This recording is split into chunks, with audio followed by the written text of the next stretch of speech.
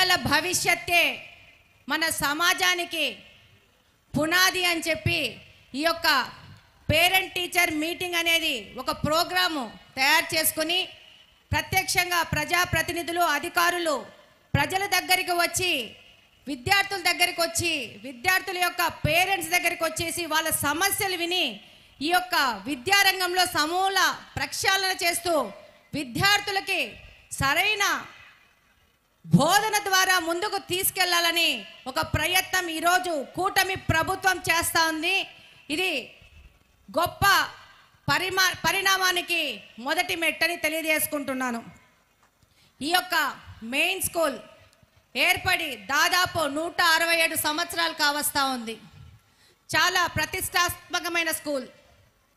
మీ అందరికీ తెలుసు, నేను కూడా ఇదే కడపలో గాంధీ మున్సిపల్ స్కూల్లో చదివినాను.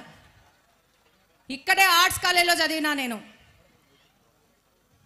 ప్రతి ఒక్కరూ ప్రతిభావంతులు ఎక్కడి నుంచి పుడతారంటే గవర్నమెంట్ స్కూల్స్ నుంచే పుడతారనేది నా ప్రగాఢ విశ్వాసం.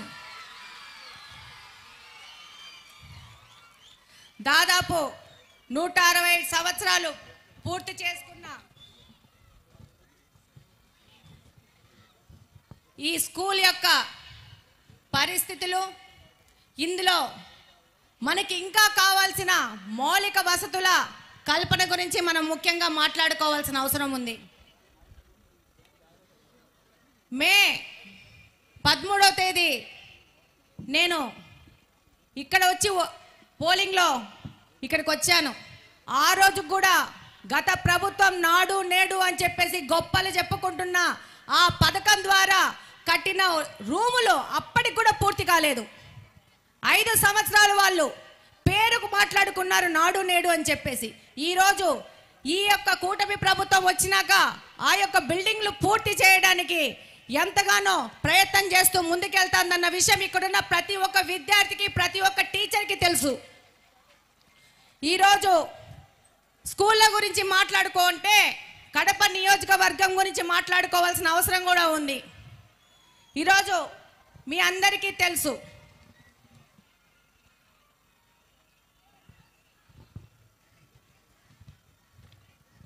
ఈ యొక్క స్కూల్స్లో గత 5 సంవత్సరాల నుంచి ఏమి జరిగిందనేది. మన స్కూల్స్కి మనకు ఆర్ఓలు ఉన్నాయా అని చెప్పేసి ఒకసారి ప్రశ్నిస్తున్నాను. 5 సంవత్సరాల క్రితం 25 స్కూల్స్కి ఆర్ఓ ప్లాంట్స్ శాంక్షన్ చేసి ఈరోజు అందులో 5 ఆర్ఓ ప్లాంట్లు వర్కింగ్ కండిషన్లో ఉన్నాయి. అది నిజమా కాదా? ఈరోజు ఈ యొక్క సభాముఖంగా డిప్యూటీ సీఎం పవన్ కళ్యాణ్ గారికి విజ్ఞప్తి చేసుకుంటున్నాను. ప్రభుత్వము ముఖ్యంగా విద్యార్థులకి సరైన మంచినీళ్ళు ఇవ్వాల్సిన ఆవశ్యకత గురించి ప్రభుత్వం ఆలోచించుకోవాల్సిన అవసరం ఉందని ఈ సందర్భంగా తెలియజేసుకుంటున్నాను. అలాగనే గత ప్రభుత్వము ఫెయిల్ అయిన నాడు నేడు కార్యక్రమం మీద మొదలుపెట్టిన బిల్డింగ్లన్నీ త్వరితగతిన వాటిని పూర్తి చేసి విద్యార్థులకు అందుబాటులో తెచ్చే విధంగా ముందుకెళ్లాలని ఈ సందర్భంగా విజ్ఞప్తి చేసుకుంటున్నాను. అలాగనే ఈ స్కూల్ పరిసర ప్రాంతాలలో కెమెరాలు అనేది పెట్టాల్సిన అవసరం ఉంది. ఇందాక ఎస్పీ గారు చెప్పినారు, సమాజంలో అనేక చెడు వ్యసనాలకి ఈ యొక్క గత 5 సంవత్సరాల నుంచి సమాజం చెడిపోయింది. దీని నుంచి విద్యార్థులను బయటికి తీసుకురావాలా, ఒక అబ్జర్వేషన్ పిల్లల మీద ఉండాలా, సమాజంలోని యువకుల మీద ఉండాలనే విషయము ఎస్పీ గారు చెప్పారు. అందులో భాగంగా ప్రతి ఒక్క స్కూల్లో నిఘా వ్యవస్థ అనేది చాలా అవసరము. విద్యార్థులను సక్రమమైన మార్గంలో తీసుకెళ్ళి వాళ్ళకి సరైన భవిష్యత్తు అనేది మనమే తయారు చేయాలా, ప్లాట్ఫామ్ అనేది మనమే ఇవ్వాలా.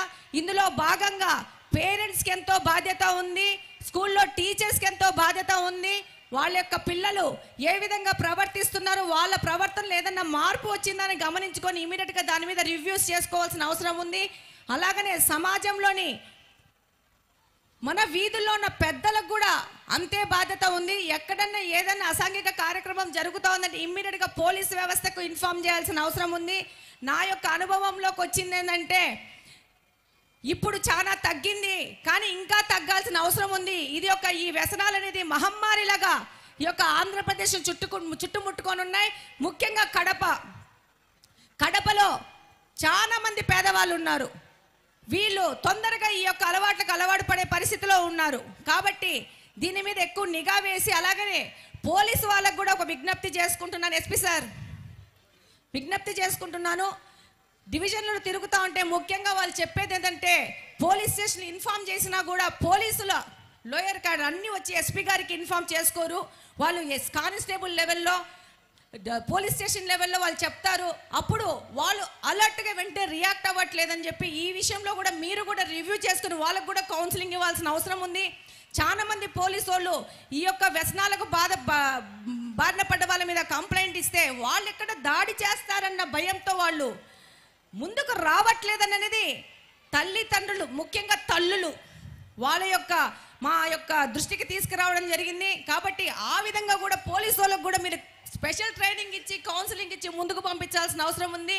ప్రతి ఒక్క తల్లి దీని నుంచి మా పిల్లల్ని కాపాడండి విజ్ఞప్తులు చేసుకున్న పరిస్థితి ఈరోజు రాష్ట్రంలో ఉన్నదని ఈ సందర్భంగా తెలియజేసుకుంటున్నాను.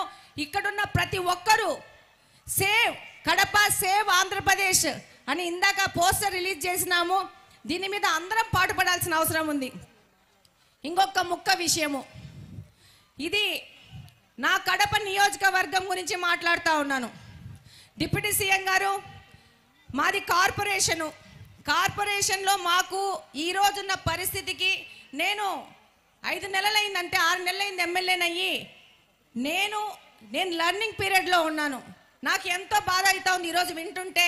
ఇంతకుముందు కార్పొరేషన్స్ అంటే నిధులు ఎక్కువగా ఉండేటివి కార్పొరేషన్ డెవలప్మెంట్ కోసం. కానీ ఈరోజు మా కడప కార్పొరేషన్ ఆదాయాలు ఏంటంటే 40 కోట్లు 45 కోట్ల కంటే లేవు. అందులో మాకు శానిటైజేషన్కు జస్ట్ కరెంటు బిల్లులకే 60 కోట్లు కట్టుకోవాలా. ఇంకా మిగతా మౌలిక వసతుల కల్పన ఎక్కడి నుంచి చేస్తామో అర్థం కాని పరిస్థితిలో ఉంది. ఈరోజు మీరు పంచాయతీరాజ్ మంత్రి గారు, కానీ నరేగా నిధుల ద్వారా గ్రామాలకి పెద్ద ఎత్తున నిధులు వస్తున్నాయి. ఈరోజు నేను అసెంబ్లీలో కూర్చొని మిగతా ఎమ్మెల్యేలను అడుగుతున్నాను, మీకు నరేగా ద్వారా ఎంత నిధులు వచ్చాయని చెప్పేసి. వాళ్ళు చక్కగా 30 కోట్లు వచ్చాయి, 40 కోట్లు అని చెప్తా అంటే మాకు 15th ఫైనాన్స్ కమిషన్ కింద 4 కోట్లు వచ్చాయి. మాకు దాదాపు 5 లక్షల పైచిలుకు జనాభా, 5 లక్షల పైచిలుకు జనాభా ఒక చిన్న ప్రదేశంలో. నాది కంప్లీట్గా అర్బన్ కాన్స్టిట్యున్సీ, విస్తీర్ణం తక్కువ. ఈ విస్తీర్ణంలో ఎక్కువ మంది ప్రజలు ఉండడం వల్ల మౌలిక వసతుల కల్పనలో విపరీతమైన సమస్యలు ఉన్నాయి. శానిటైజేషన్, వాటర్, రోడ్లు. నేను ఈ 6 నెలల నుంచి ఒకటే విషయం మీద పోరాడుతూ ఉన్నాను. మాకు మంచినీళ్ళు కావాలా. మాకు పరిస్థితి ఏంటంటే ఈరోజు మా యొక్క కడప నియోజకవర్గంలో డ్రైనేజ్ వాటరే మళ్ళా పెన్నాలకు కలిసి అదే వాటరే పంపు చేసుకొని తాగుతున్న పరిస్థితి ఏర్పడతా ఉంది. మాకు వాటర్ ట్రీట్మెంట్ ప్లాంట్ లేదు. ఇది 20 సంవత్సరాలైంది కార్పొరేషన్ ఏర్పడి, జిల్లా హెడ్ క్వార్టర్స్ కడప. కానీ ఈ హెడ్ క్వార్టర్స్లో మనకు వాటర్ ట్రీట్మెంట్ ప్లాంట్ లేదు. పంపు చేసి బోర్లేసి నీళ్లు ఇళ్ళకు సప్లై చేస్తున్నారు. అది 5-6 రోజులకు ఒకసారి నీళ్లు సప్లై చేసే పరిస్థితి ఉంది. మురికి నీళ్ళు వచ్చిన పరిస్థితి ఉంది. మాకు ఒక ఎస్టీపీ లేదు. మాకు ఒక సమ్మర్ స్టోరేజ్ ట్యాంక్ లేదు. ఈరోజు మేము డిసెంబర్లో ఉన్నాం. ఈ రోజు కూడా 2-3 రోజులకు ఒకసారి నీళ్లు వదిలే పరిస్థితి ఉంది.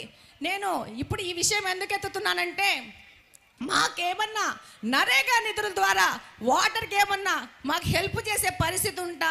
కడప నియోజకవర్గము, కడప జిల్లా నుంచి 2 ముఖ్యమంత్రులు ఇచ్చిన జిల్లా ఇది. కానీ కడప హెడ్ క్వార్టర్స్లో మంచినీళ్ళు లేని పరిస్థితుల్లో మేము అతలాకుతలం అవుతున్నాం. ఈ యొక్క పెద్ద వేదిక ద్వారా ప్రతి ఒక్కరి దృష్టికి తీసుకురావడానికి ఈ విషయం చెప్తున్నాను. మనము ప్రజలకి మంచి నీళ్లు, మంచి రోడ్లు ఇస్తే వాళ్ళు అద్వారా అభివృద్ధి చేసుకోవడము, వ్యాపారాలు చేసుకోవడం ముందుకెళ్లే పరిస్థితి ఉంది. నేను ఇక్కడే ఉంటాను. నేను ప్రతి ఒక్క రోజు నీళ్లు కొనుక్కొని వాడతాను. దాదాపు ఈ యొక్క కడప నియోజకవర్గంలో కార్పొరేషన్ పరిధిలో 200 పైచిలకు ప్రైవేట్ వాటర్ ప్లాంట్స్ ఉన్నాయి. ఇది ఒక కుటీర పరిశ్రమ లెక్క వాటర్ ప్లాంట్స్ పెట్టుకొని వ్యాపార వర్గాలకు వ్యాపారం చేసుకోవడానికి ఉపయోగపడుతుందని. కానీ ఈ యొక్క కడపకి మున్సిపల్ కార్పొరేషను నీళ్ళు ఇచ్చే పరిస్థితి మనము కల్పించాల్సిన అవసరం ఉందని ఈ సందర్భంగా డిప్యూటీ సీఎం గారికి విజ్ఞప్తి చేసుకుంటున్నాను. ఇది చాలా క్రానిక్ ప్రాబ్లము. ఈరోజు కిరాణా స్టోర్స్లో కూడా సైడ్ బిజినెస్ కింద చిన్న వాటర్ ప్లాంట్ పెట్టుకొని అమ్ముకుంటున్నారు. ఇంకొక ముఖ్య విషయం ఏంటంటే మీ దృష్టికి తీసుకురావాల్సిన అవసరం ఉంది. వాటర్ ట్రీట్మెంట్ ప్లాంట్లో ట్రీట్మెంట్ అయిపోయినాక ప్యూర్ వాటర్ తీసుకున్నాక రిలీజ్ అయ్యే ఇంప్యూర్ వాటర్ని కూడా డ్రమ్ముల్లో వచ్చి పట్టుకొని వెళ్ళి వాళ్ళ నిత్యావసర అవసరాలకు వాడుకున్న పరిస్థితిలో ఈ కడప ఉంది. ఈ మేజర్ ఇష్యూని ఇన్ని సంవత్సరాలు ఇతర పార్టీ వాళ్ళు ఎందుకు దీని మీద దృష్టి సారించలేదో నాకు అర్థం కావట్లేదు. ఒక్కొక్క ఎమ్మెల్యే 10 సంవత్సరాల నుంచి గెలిచానని చెప్తున్నారు, కానీ ఈ 10 సంవత్సరాల్లో వాళ్ళు 10% కూడా వాళ్ళ దృష్టి ఈ నీళ్ళ మీద వాళ్ళు కేంద్రీకరించింటే ఈరోజు కడపకి పరిస్థితి వచ్చేది కాదు. కాబట్టి ఈ సందర్భంగా ఇక్కడ ఇంతమంది అధికారులు ఉన్నారు, ఈ దృష్టిని మీ దృష్టికి తీసుకుపోవాలనే ముఖ్య ఉద్దేశంతోనే ఈ సమస్యను మీ దృష్టికి తీసుకొని వస్తున్నాం. మాకు రోడ్లైనా ఎంతో కొంత వేసుకుంటా ముందుకెళ్తాం, శానిటైజేషన్ కాలువలు ఎట్లో అట్లా చేసుకుంటాం, కానీ ఈ మంచినీళ్ళు అనేది బయట నుంచి తెచ్చుకోవాల్సిన అవసరం ఉంది.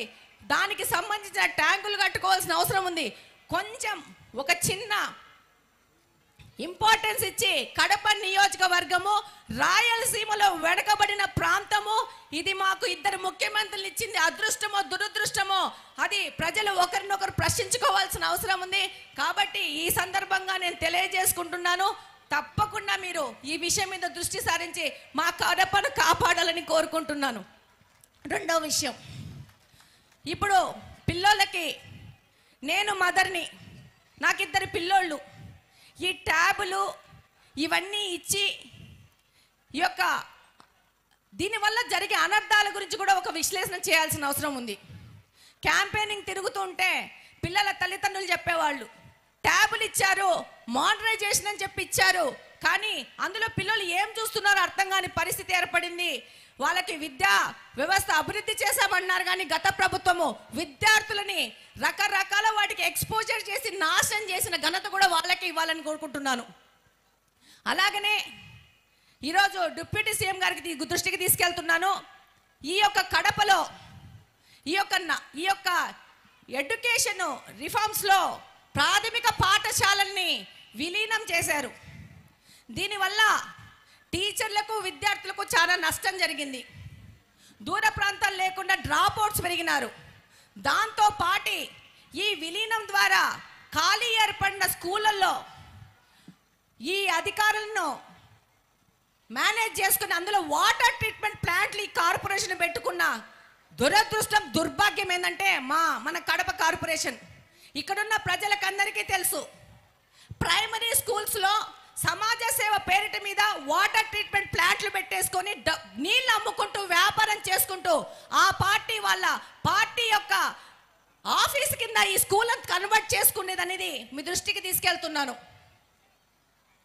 దీని మీద ఒక విచారణ జరిపి ఈ కార్పొరేషన్లో రెజల్యూషన్ చేసి దాన్ని అధికారికంగా అప్రూవల్ ఇచ్చుకొని స్కూల్స్ని పిల్లలకు చదువులు అక్కర్లేదు, వీళ్ళకి ఆ స్కూల్స్ని కబ్జా చేసుకొని ఒక సోషల్ అవేర్నెస్ ప్రోగ్రామ్ కింద వాటర్ ప్లాంట్లు పెట్టి వాటిలో ఆ పార్టీ ఆఫీసులు పెట్టేసుకొని అక్కడ గుమ్ముకొని పార్టీ కార్యక్రమాలు చేసుకుంటా ఉండరు.